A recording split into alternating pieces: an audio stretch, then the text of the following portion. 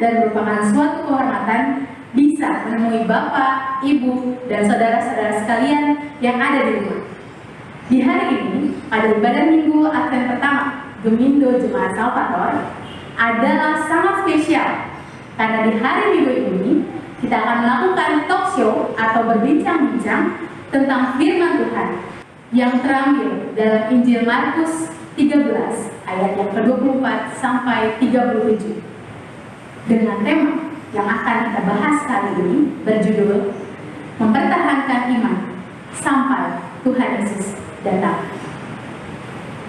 Saya tidak sendiri, tetapi ditemani oleh seorang narasumber kita hari ini. Beliau adalah seorang pelayan Tuhan di Jemaat Salvator. Dalam pekerjaan, beliau sudah belasan tahun berkecimpung di bidang pendidikan Kristen. Seorang pengajar pendidikan agama Kristen atau biasa disebut PAK di sekolah dan instruktur kurikulum PAK di DKI Jakarta. Beliau juga adalah seorang penulis buku PAK di tingkat SMP Teologi Kristen. Beliau adalah Ibu Diaken Niwal Mas C. Sikoti, S.Pak, GM, MP dari Jemaat Salvator.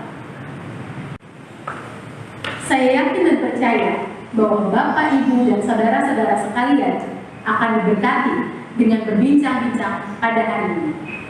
Tanpa berlama-lama lagi, saya panggil narasumber untuk acara talk show pada hari ini kepada Ibu Diaken Niwal Mas C. Sikoti, SPAK, GR, MPD. Dipersilakan.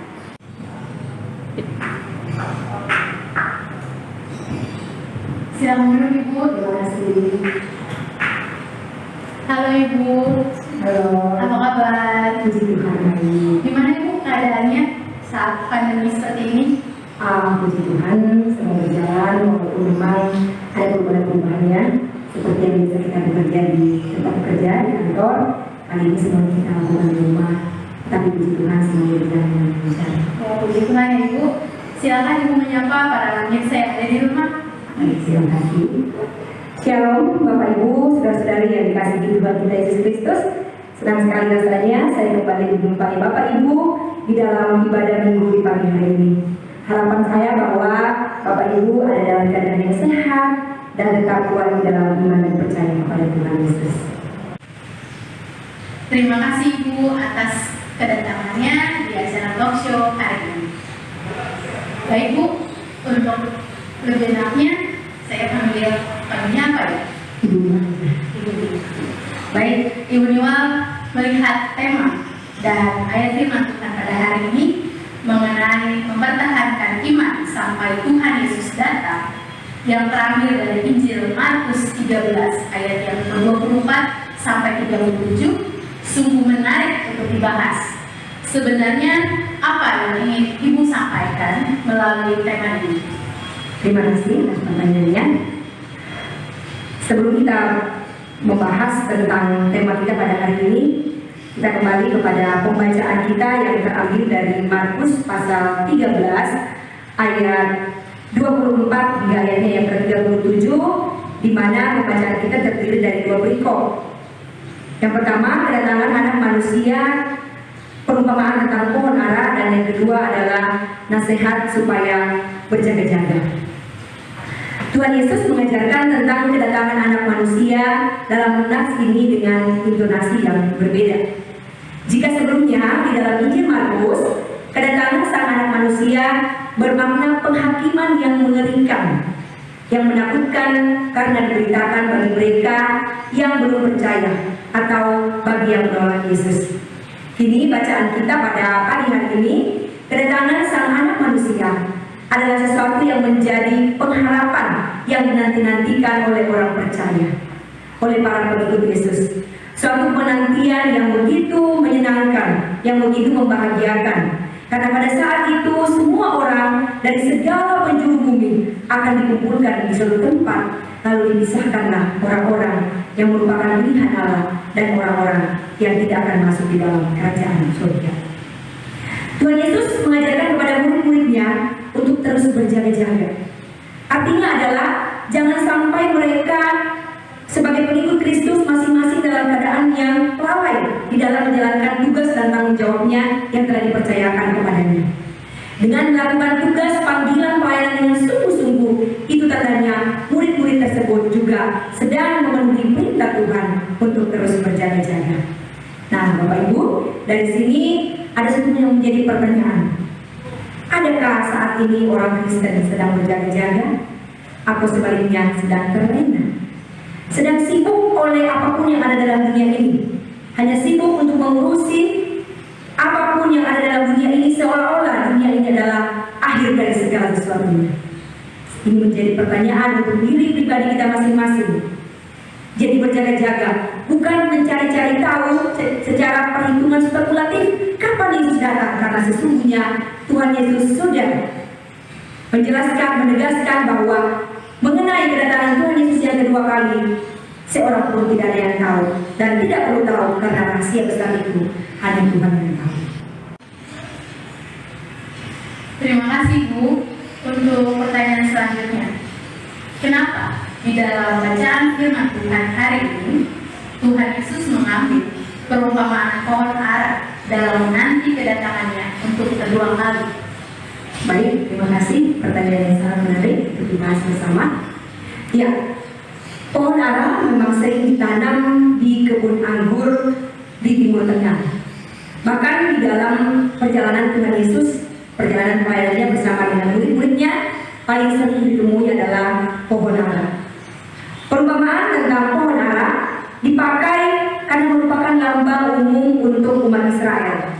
Dan pohon ini juga dapat melambangkan pemimpin-pemimpin agama.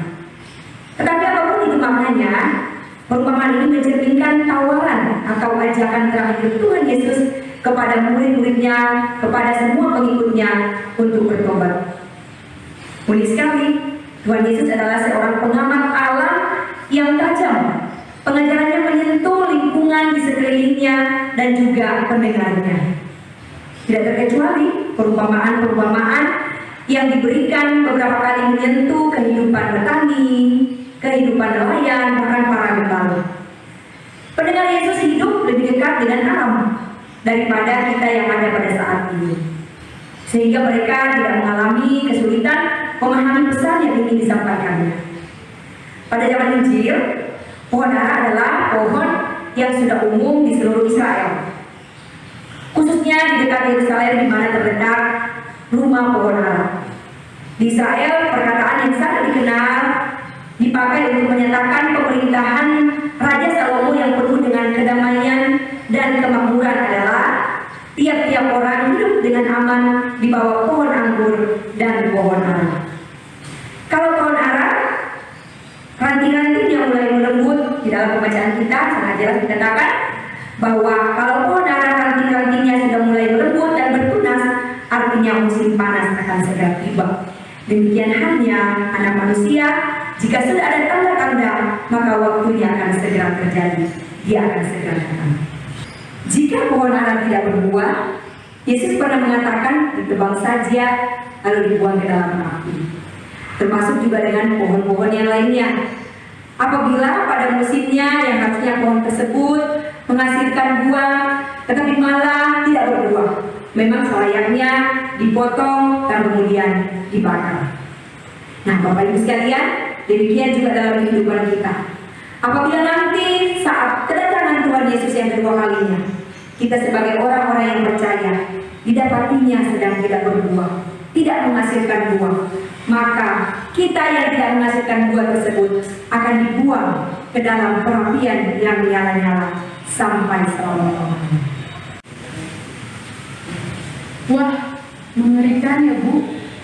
Nah, bagaimana langkah kita sebagai orang Kristen dalam melakukan firman Tuhan sesuai dengan bacaan kita hari ini? Terima kasih. Ya, ini yang sangat penting, Bapak Ibu. Penantian umat Kristiani akan kedatangan Kristus digambarkan dengan sangat jelas di dalam Injil Markus pasal 13 ini. Kengerian masa itu digambarkan dengan gamblang bahwa yang paling mengerikan sejak dunia diciptakan. Setelah itu akan terjadi pemisahan antara umat pilihan Allah dengan mereka yang masuk di dalam siksaan kekal. Dan terjadi suatu kontradiksi. Betapa ngeri dan menyedihkannya orang-orang yang akan masuk di dalam siksa kekal, dan betapa bahagia dan menyenangkannya orang-orang yang masuk di dalam kehidupan kekal. Nah Bapak Ibu, apa yang harus kita persiapkan untuk menyambut hari itu? Tuhan Yesus berulang-ulang kali berkata, hati-hati dan berjaga-jagalah. Cara kita untuk berjaga-jaga adalah yang pertama, tetap setia berdoa.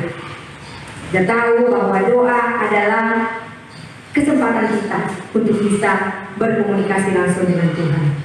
Kita sebagai orang-orang percaya harus menjaga jam-jam doa kita, hubungan pribadi kita dengan Tuhan melalui doa. Dengan kita berdoa, kita akan selalu merasakan akan kehadiran Tuhan di dalam menjalani kehidupan kita. Kita akan menjadi kuat di dalam menjalani hidup di hari-hari penantian kita akan kedatangan Tuhan Yesus. Yang kedua adalah selalu mengucap syukur apapun yang terjadi dalam hidup kita. Dengan selalu bersyukur, masalah apapun yang datang, kerikil-kerikil tajam apapun yang kita temui di dalam sepanjang perjalanan kehidupan kita, kita tidak akan memandang pada masalah itu. Kita tidak akan jatuh, kita tidak akan goyah, karena kita hanya memandang kepada Tuhan dan percaya bahwa Tuhan sanggup menyelesaikan masalah-masalah tersebut. Sehingga perlu bagi kita untuk selalu mengucap syukur. Lalu selanjutnya adalah tetap teguh di dalam mempertahankan ini. Ini sangat penting bahwa kita tahu di tengah-tengah dunia ini banyak sekali godaan-godaan yang akan membuat kita jatuh, godaan-godaan yang akan membuat kita meninggalkan Tuhan Yesus, yang akan membuat iman kita goyah. Di dalam bahasa Ibrani, kata iman ini adalah aman, yang berarti berpegang teguh pada janji. Mari saya mengajak Bapak Ibu saudara-saudara sekalian untuk berpegang teguh pada janji Tuhan, pada janji bahwa keselamatan itu hanya ada di dalam Tuhan Yesus Kristus. Apapun yang ada dalam dunia ini, kita tidak akan goyah, kita akan tetap bertahan di dalam iman dan percaya kita sampai menanti kedatangan Tuhan Yesus pada kali yang kedua. Selanjutnya adalah berhati-hatilah terhadap ajaran-ajaran yang palsu. Kita juga tahu bahwa sejak gereja mula-mula sudah ada ajaran palsu seperti ajaran Gnostik, ajaran Marcion, Montanisme dan lain sebagainya. Dan terus menerus sampai saat ini ada ajaran-ajaran yang melenceng, yang sudah tidak sesuai lagi dengan kebenaran firman Tuhan. Mari kita dekatkan diri kepada Tuhan supaya kita bisa mengenal roh, supaya kita bisa mengetahui ini roh yang benar atau penipu atau ajaran sesat. Kita harus hati-hati, jangan sampai kita pengajaran kita, jangan sampai apa yang kita terima, apa yang kita dengar firman Tuhan yang disampaikan oleh hamba Tuhan yang tidak bertanggung jawab akan mempengaruhi kita, lalu kita tidak lagi setia dengan sungguh-sungguh menanti kedatangan Tuhan. Lalu selanjutnya yang terakhir adalah sabar dan penuh penguasaan diri dalam segala situasi yang terjadi. Ini juga perlu bahwa kita harus tetap sabar, kita harus tetap setia, dan kita harus bisa menguasai diri kita. Karena tidak dikatakan bahwa minggu depan, bulan depan, kita tidak tahu pasti waktunya. Kita hanya dibutuhkan adalah kesabaran kita, kesetiaan kita, dan kita menguasai diri agar tidak terpengaruh oleh apapun yang ada di sekeliling kita. Nah, Bapak Ibu saudara-saudara yang dikasihi Tuhan, apakah ini mudah?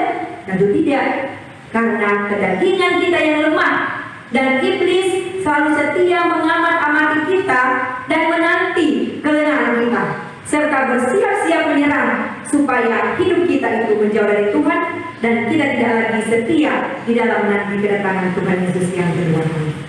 Misteri hari kedatangan Tuhan Yesus itu hanya Bapa di surga yang mengetahuinya. Bapak Ibu saudara yang dikasihi Tuhan, masa Advent telah tiba. Kembali kita diingatkan akan kedatangan Kristus. Ia pasti akan datang kembali mengangkat kita di dalam kehidupan yang kekal bersama-sama dengan Dia di dalam kerajaannya. Siapkah kita? Maka dari itu kita semua jangan lengah. Baik Ibu, sangat luar biasa sekali bahasan kita hari ini. Sebelum kita mengakhiri talk show ini, saya ingin memberikan kesempatan kepada Ibu Dua Mas untuk memberikan kesimpulan terakhir. Silakan. Terima kasih.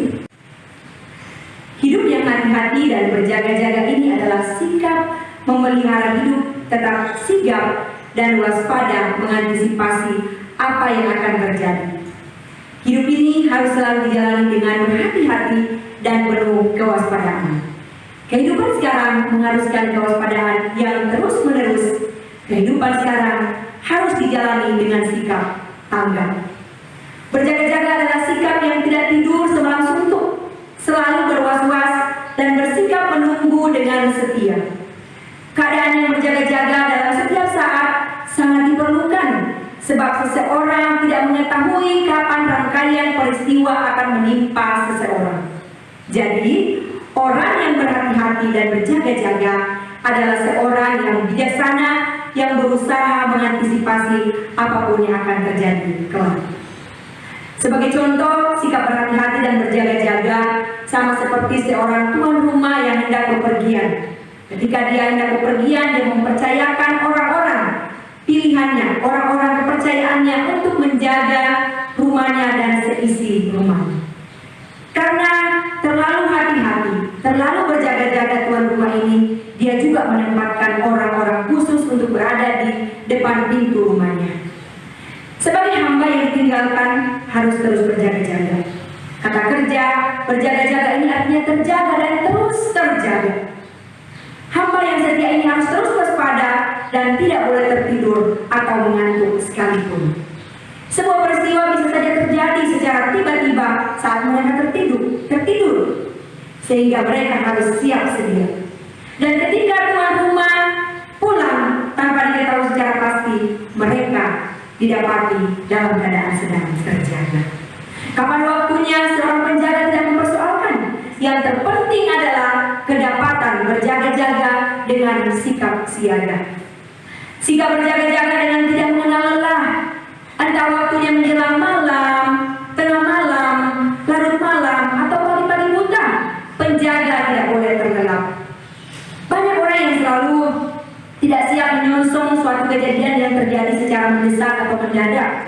Tetapi Tuhan Yesus menghendaki kita semua agar kita membiasakan diri dan harus terbiasa untuk menerima dan menghadapi perkara yang sifatnya mendadak. Bagi orang yang sedang tidak berjaga-jaga, sama seperti murid-murid Tuhan Yesus di Taman Getsemani. Mungkin kita masih ingat, pada saat itu murid-murid tidak sanggup untuk berjaga-jaga dan kedapatan mereka sedang tertidur. Di dalam Markus pasal 14 ayat 37 hingga ayatnya yang ke-42.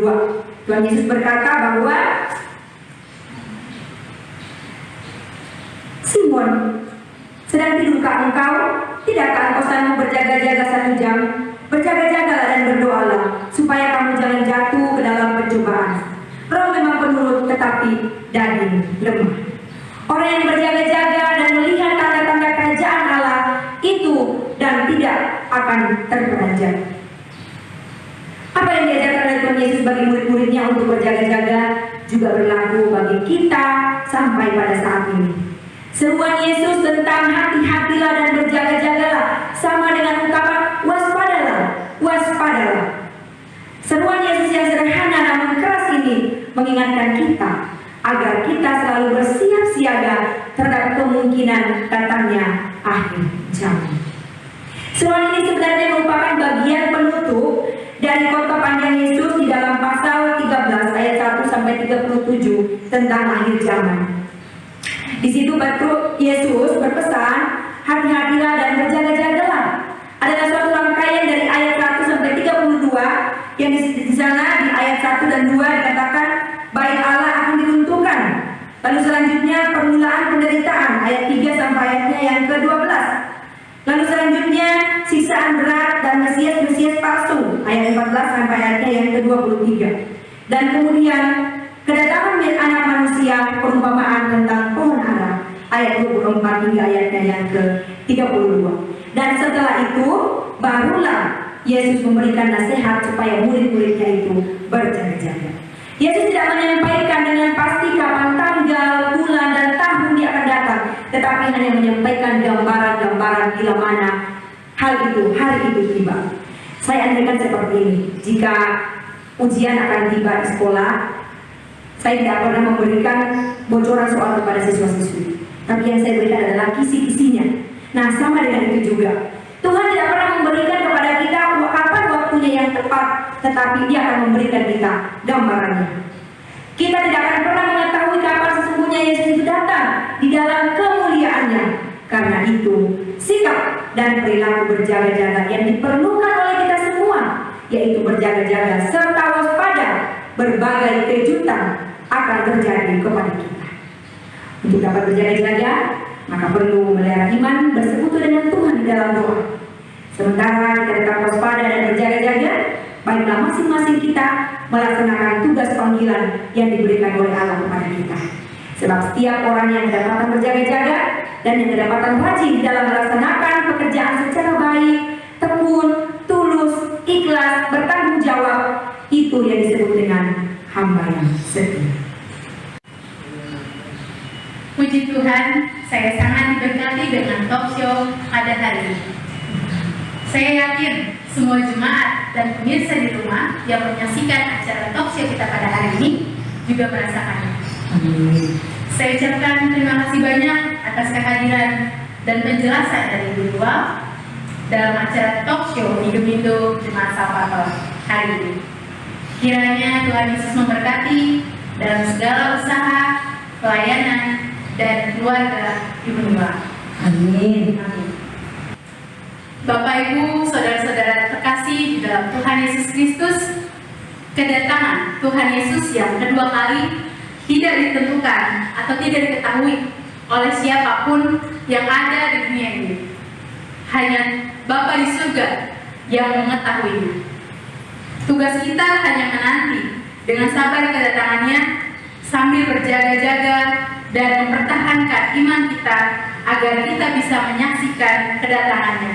Dan Tuhan Yesus datang membawa kita bersama-sama dengan Dia di dalam kerajaan sorga sampai selama-lamanya.